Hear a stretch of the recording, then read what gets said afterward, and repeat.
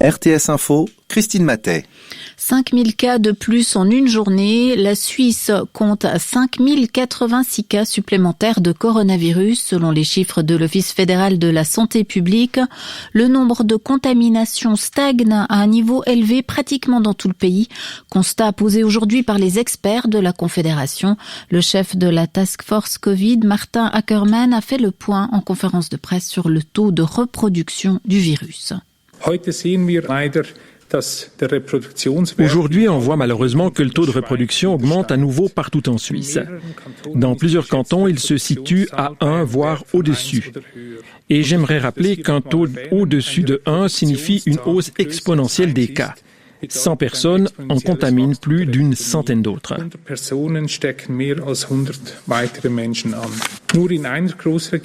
Une seule grande région, l'Arc lémanique, affiche une baisse significative des cas et un taux de reproduction au-dessous de 1.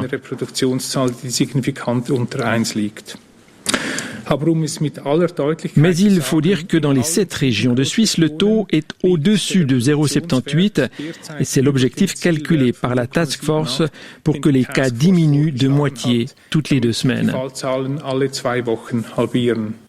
Des propos recueillis par Alexandra Richard. L'OFSP a également rappelé que la pression sur le système de santé reste importante. Les soins intensifs sont pleins aux 3/4. La moitié des lits sont occupés par des patients atteints du Covid. Et si le nombre de cas devait augmenter, la situation pourrait à nouveau devenir critique. Par ailleurs, la vaccination contre le coronavirus sera gratuite pour la population. La prise en charge sera assurée par l'assurance maladie obligatoire. La Confédération et les cantons assumeront eux aussi une partie des coûts, conformément à la loi sur les épidémies. Guy Parmelin présidera la Confédération pour la première fois en 2021. L'Assemblée fédérale l'a élu aujourd'hui par 188 voix sur 234 bulletins délivrés. Un score que l'on peut qualifier de belle élection avec 2 voix de plus que Simonetta Sommaruga l'an dernier, à qui l'UDC vaudois de 61 ans succédera le 1er janvier. Dans son discours, l'ancien viticulteur a mis l'accent sur la responsabilité de chacun en cette période de crise. Au cœur de son message aussi, la cohésion du pays. Guy Parmelin. Pour un pays riche de tant de particularismes, assurer la cohésion est un défi de tous les jours. Il est d'autant plus dans l'épreuve. Des rives du Léman aux forêts tessinoises, de la métropole zurichoise à mon village de Bursin, en tracteur comme en RER, en mocassin ou en basket, en 4 langues, sans compter toutes les autres, avec ou sans passeport à croix blanche, 1000 différences nous cimentent quand elles pourraient nous diviser. Cette situation ne doit rien à la Providence. Elle est le fruit d'un intérêt manifesté pour notre prochain et d'une volonté de dialogue avec lui.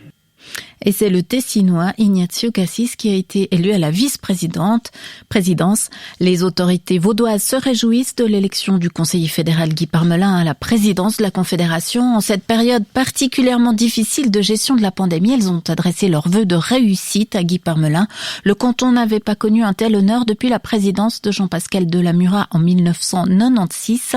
La délégation vaudoise est venue féliciter le premier citoyen du pays avec à leur tête la présidente du gouvernement, Nouria Gorité. Le canton de Vaud ne pourra pas célébrer officiellement le 17 décembre prochain l'élection de Guy Parmelin à la plus haute charge du pays, en raison bien évidemment de la pandémie. On arrive à nous fermer en 24 heures, mais pas à nous dédommager en 9 mois. Les restaurateurs vaudois ont fait savoir leur détresse dans un communiqué ce matin.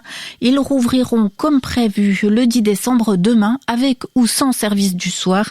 Pour le collectif qui doit payer l'addition, le canton doit procéder à des dédommagements sous peine de voir tout un secteur disparaître. Frédérique Beauvois est la co-organisatrice du mouvement. Elle explique que jusqu'à présent, les restaurateurs n'ont reçu aucune aide directe. On ne touche rien. Pour l'instant, il n'y a pas un centime qui a été versé en faveur du restaurateur. Le secours surestimé à partir du loyer, la plateforme a été mise en ligne cette semaine par le canton. Et pour les indemnités de dédommagement pour les cas de rigueur, la plateforme devrait être mise en place la semaine prochaine et peut-être, on nous a indiqué le mois de janvier pour les premiers versements si tout se passe bien. Du coup, aujourd'hui, votre message par rapport au canton, c'est quoi exactement ? Nous, on est en bout de chaîne. Et on s'en prend plein la figure. Et il faut qu'ils sachent qu'il y a des êtres humains, il y a des employeurs, il y a des employés, il y a des familles, il y a des femmes et des hommes. Et on est ballottés comme des boules de flipper. Et on ne sait pas de quoi demain sera fait. On n'a aucune visibilité. Et il n'y a pas seulement l'aspect financier, il y a l'aspect mental. Des propos recueillis par Sarah Clément. Et le gouvernement bernois propose ce soir que les restaurants ne ferment pas à 19h, comme l'a proposé hier soir le Conseil fédéral dans son programme de lutte contre le Covid, mais à 21h, comme c'est déjà le cas dans le canton. Il estime qu'une fermeture à 19h ralentirait encore davantage l'activité économique. Le prix Jan Michalski 2020 a été décerné aujourd'hui à l'écrivain mozambicain de langue portugaise Mia Couto pour sa trilogie Les Sables de l'Empereur, publiée aux éditions Métayer. Le jury a salué l'exceptionnelle qualité de l'écriture au cœur d'une réalité historique, le Mozambique de la fin du 19e siècle. Et la météo, ce mercredi, nous avons encore droit à quelques faibles chutes de neige avec une limite vers 500 mètres environ. Passage à un temps sec la nuit prochaine. Demain, jeudi, le stratus recouvrira le plateau avec une limite supérieure plutôt haute vers 1000 mètres. La météo avec Swiss Peak Resorts. Vos